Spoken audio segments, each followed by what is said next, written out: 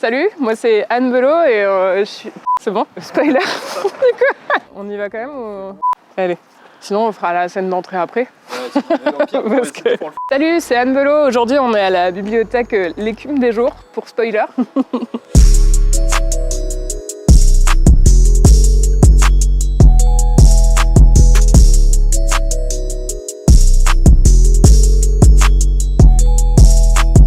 Elle est pas très grande, mais il y a plein de trucs. Je suis assez épatée par la collection de BD qu'il y a ici. Je lis beaucoup de BD. J'ai écrit une BD cette année qui est sortie en mars, là. Ça s'appelle Déchetland, la face cachée de nos déchets. Du coup, elle est dans cette bibliothèque. Ce petit bonhomme, c'est moi. J'ai pas fait exprès, mais je suis habillée en jaune aussi aujourd'hui.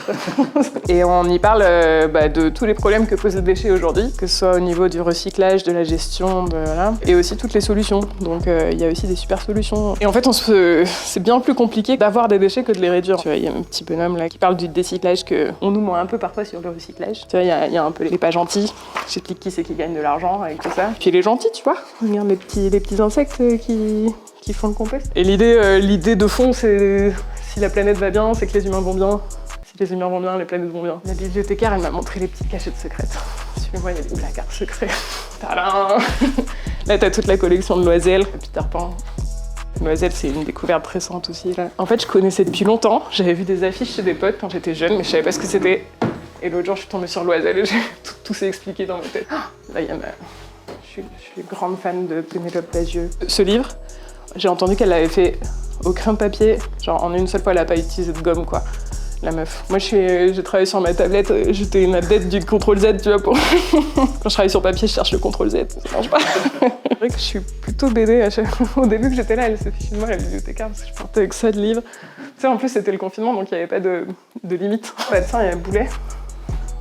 Boulet, je crois que c'est le seul qui arrive à me faire ricaner. Je lis ses notes, là-bas, les notes, c'est des trucs qu'il fait sur son blog et en fait, il les réunit après en album. Il n'y en a que 3 ici, mais je crois qu'il en est à 12 ou 11, je sais plus combien d'albums il a fait. Après, sur la personne qui m'a le plus inspirée, c'est marrant parce que pour l'écriture de ma BD, quand je savais plus comment m'y remettre, c'était tout le travail d'Alexandre Astier, qui est pourtant pas de la BD. Enfin, il a fait de la BD pour le coup, mais ses BD m'ont moins inspiré que tous ses films, tout ce qu'il a fait en forcément Kaamelott. Mais du coup, pendant l'écriture de ma BD, des fois, je perdais un peu le fil, je perdais la motive. Et un petit coup de Kaamelott ou d'autres trucs qu'Alexandre Astier a fait, et ça me relançait. Je sais pas pourquoi, mais... Ah ouais? Ouais. Classe.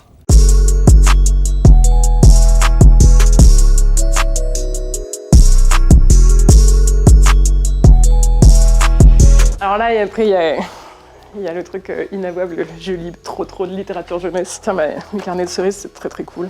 Elle fait des enquêtes, et en fait, elle finit par se rencontrer un peu elle-même aussi, c'est assez sympa. Et j'aime trop, en fait, les BD... Des fois, c'est rangé en jeunesse, mais ça devrait même pas, quoi. Ou alors, ça devrait être mixte, tu sais. Genre, pour les grands et les petits, tu lis pas la même chose, quoi. Les petits, ils lisent une histoire, les grands, d'autres trucs dedans. Ouais, c'est eux-là. C'est super. C'est des gamins qui ont des super pouvoirs. Et il faut pas qu'ils se fassent prendre. Quand j'étais petite, j'ai jamais eu la télé, en fait. Si, on l'avait le dimanche soir, on avait le droit de regarder sa cartoon. Mais il fallait qu'on ait pris notre bain, et c'était 1h le dimanche soir.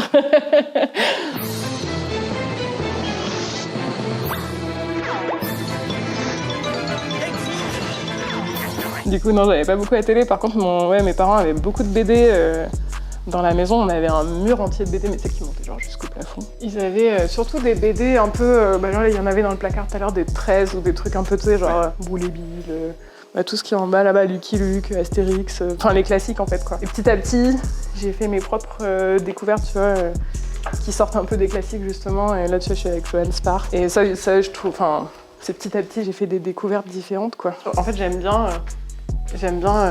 toucher les livres, les voir, ouvrir un peu. Puis ouais, en général, c'est le feeling, les dessins qui m'appellent. Puis ouais, je parlais de jeunesse tout à l'heure, des fois je prends même des livres qui sont pas des BD, mais qui sont des trucs pour enfants. Des fois, il y a des dessins qui juste... Ah ouais, tiens, on n'est pas allé dans les films. Mais après, les films, je regarde moins, mais je regarde quelques-uns. Alors toujours, c'est plutôt pour enfants. Les Chants de la mer et Brendan, ils sont écrits par... C'est Tom Moore. Les deux, ils sont un peu celtiques avec des musiques qui te transportent dans un autre univers un peu, là. J'aime trop. Et le Chant de la mer, c'est juste... je pourrais le regarder à l'infini, je crois. Il y a plein d'images qui sont en aquarelle, mais du coup, dans le film, ça fait... c'est juste, ça te transporte dans un monde... C'est trop ouf. C'est hyper confortable de dessiner sur un éléphant en plastique. Franchement, j'adore. Tiens. Hop. Une sorte de nénuphar en bas. Je vais regarder chez moi sur internet, je pense que ça va pas du tout être un nénuphar. Puis du coup, c'est un puits de dôme, il y a un puits de pariou, et puis mon personnage. Abonne-toi.